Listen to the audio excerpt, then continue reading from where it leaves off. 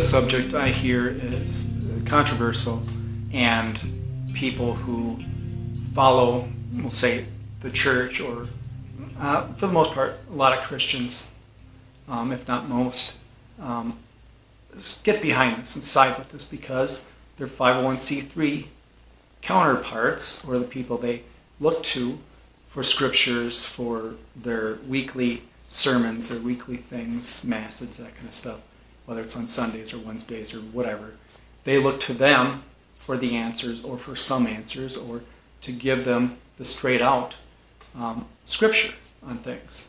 So I'm saying this because I did a video on 501c3s and churches, which you should go back and look at, and I will try to remember to link it in the bottom of this. But anyways, what I'm doing is just broad-based brush. I have issue with most pastors and church leaders. Not all, because I don't know all and everyone. I can't. I'm one person. I'm one human. But with most that I've come across, that I've heard about, that I've read about, that I've seen in person, that I've seen in videos, that people have told me about, down the line, the main thing I hear when this subject comes up or topic comes up is, well, Christians or the people must obey government. They must get behind government. They must support government because government was put there, in the scripture says, through God has placed them, how they are, how it is. Well, if you agree with that, I think you should read some more and learn some more and go out and span your wings, or span your teachings and learnings. That's just my opinion. But anyways, if you don't, or you don't know, that's fine too. Everything's great for discovery. We're learning every day, every minute, if you allow it. But the biggest argument I hear is taxes. For taxes. Taxes, in my opinion, and a lot of other people that I am involved with and associate with, believe taxes are theft. Period. End of story. That's that. Government has no money.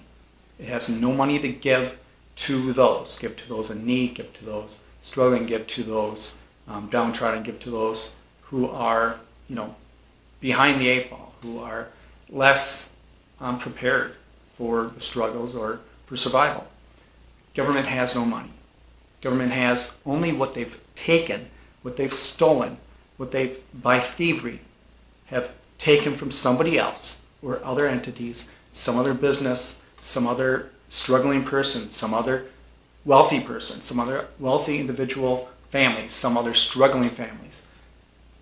They only have what they've taken from those people and given to somebody else.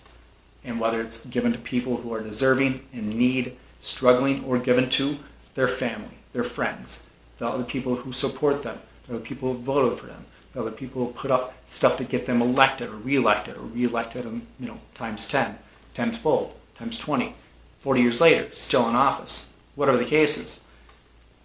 It goes to them first. They're the first ones to get funds from the monies or the digits or assets that they've stolen from others, stolen from those struggling, stolen from those who deserve it, stolen from those who struggle to get to where they are, to have the ability and have the wealth they have accumulated and created for themselves through the struggles, through the years, if it's taken family generations, if it's just them on a whim with their hard-earned respect and sweat, blood, sweat, and tears, as they put it.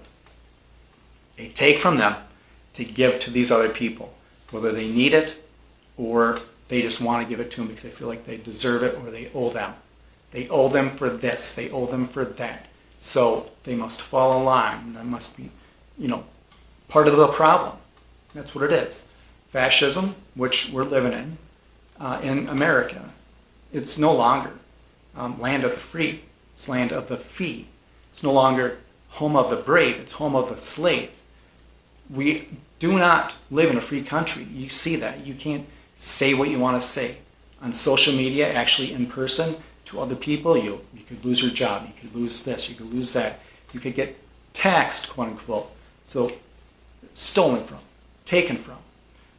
You have to pay for permission to do things on your private property that you own, that you are paying for, whether you own it outright or not. You have to pay for permission to do things, have a fire, to add on to your house, to build something on your property, to put a deck, to whatever. Something small, meaningless, to repair your roof on your house that got damaged from a storm or whatever the case is, or it was older. So you have to pay for permission for that. If you had to redo your roof, whatever. I've went over all this before. But the main thing is, they say, at least what I've gotten from them, is taxes aren't thievery. They're not theft. They're something that you must give for support, for whatever, because the government's put in place for good things, whatever. That's their argument. And it says this, that, and this in the Bible. I'm not going to go over the scriptures they use to support it, but their main argument is, it says, give to Caesar what is Caesar's. So one of the main arguments was, well, the coins, back with the gold, silver, that kind of stuff, who's on the coin? Well, it's Caesar's face, Caesar's head. Well, give on it back to Caesar what is Caesar's. That's their argument. Okay, so give to the government. It's the government. Well, on that note, just touching just that note, this argument is, if you're in the United States, well, the Federal Reserve note that we're forced to use, whether you're using cash or digits or whatever, that's not government made. The government has not printed that, has not made those digits, does not supply that or anything. It's not the government's money. So it's not the government's for us to be giving it back to the government. Like it says, give to Caesar's what is Caesar. It is the Federal Reserve note, or the Federal Reserve digits, or whatever you want to call it. The Federal Reserve is a private company. They're a private bank. They're a private entity. They are a conglomerate of banks that came together back in, I think, 1911, and they finally tried to pass it over and over, and they finally got it in place in 1913 when Woodrow Wilson signed away the country in this debacle that we're in to the central bank called the Federal Reserve, which is not part of the government. And you see that. Even Jerome Powell, who was the current head of the Federal Reserve, says that they're a separate entity, and they don't have to answer to the government, they don't have to do this or that. On TV, on television, the show they put on, it all looks like, well, they might be working together, they might be part of it, or they might have to answer to them, whatever. It's all one big game. It's all just bread and circuses. It's all it is. It's television. It's entertainment, and it's indoctrination at most. And at best, and at least, it's primarily indoctrination and then entertainment.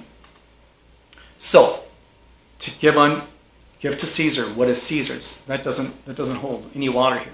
Because give the Federal Reserve notes or digits back to Caesar or back to the government, that doesn't hold any truth.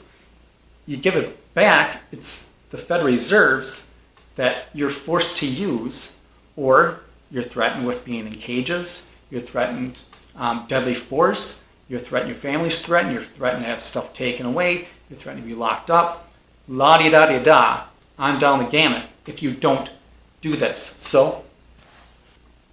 So just to put in perspective, like I was saying, if you want to use the argument of it's in the Bible, you must go along, you must agree to it, give to Caesar what is Caesar's. Well, I sort of, played along with that and showed you that it is not the government's money, it's not the government's currency, it's not the government's at all.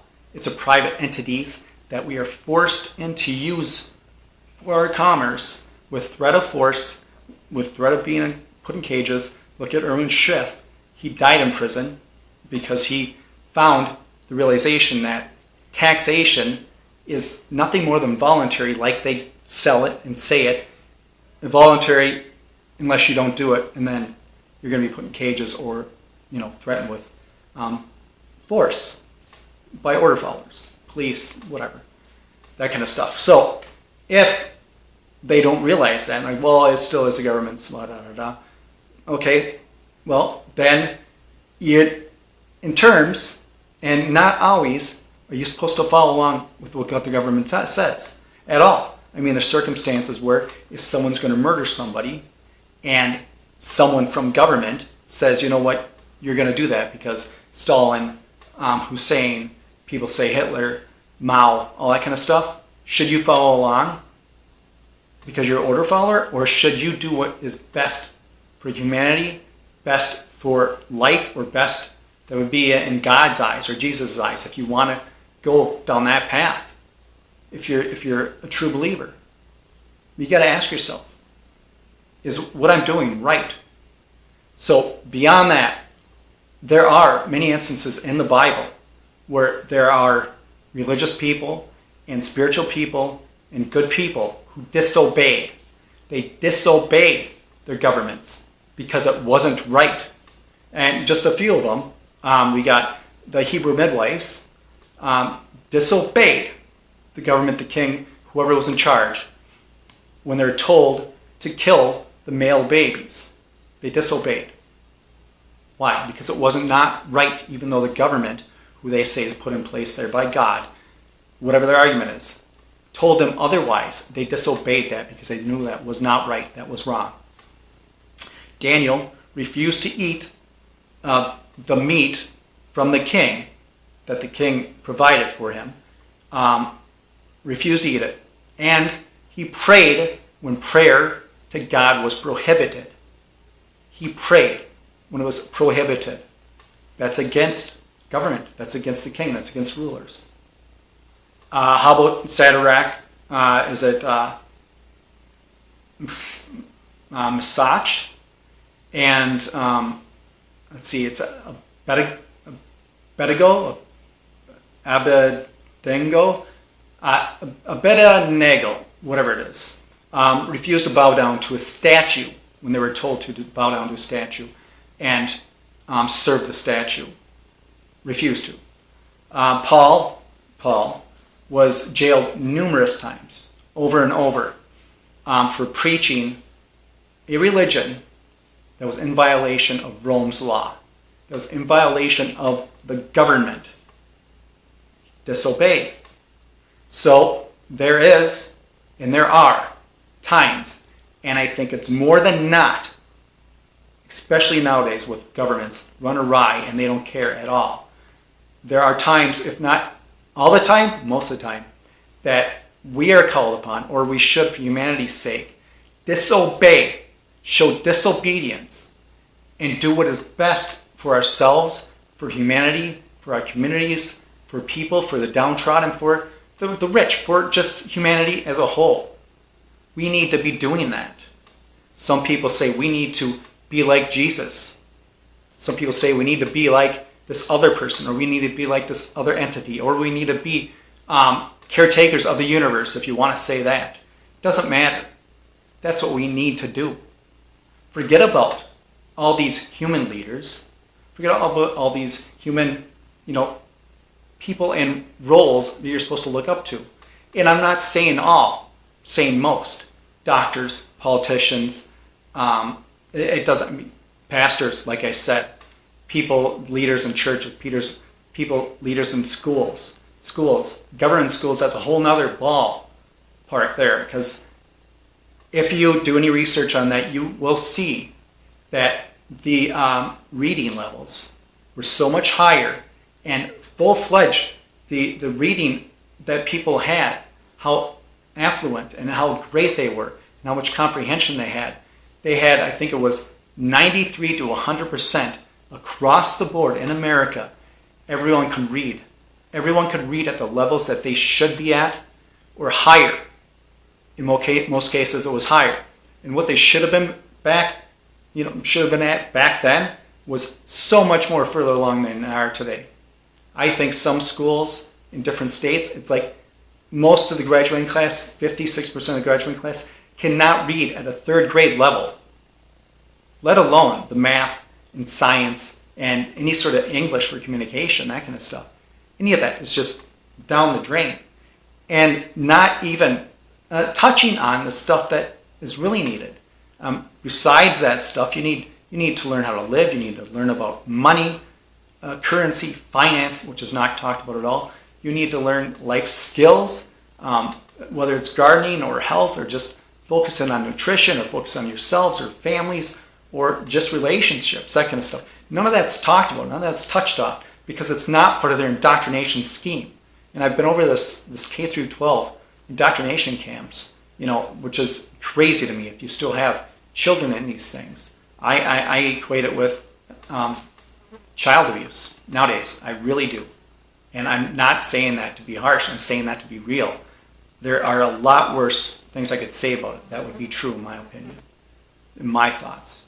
Anyways, so my opinion as a whole of this whole deal is most pastors, most leaders, almost all politicians, except maybe just a minuscule fraction, are all bad, are all steering you the wrong way, in the wrong direction, and they're in it for themselves and theirs. They don't care about you and yours, meaning you and your family, your community, you and the people you care about and love. It's all about them. How can we get the most we can for us and our needs and our supporters so we can get reelected or stay in these cushy welfare jobs where we don't work at all. We just take and take and take from everybody around so we can live these great lives where we're above the laws that they make, they write, that kind of stuff. Just think about it.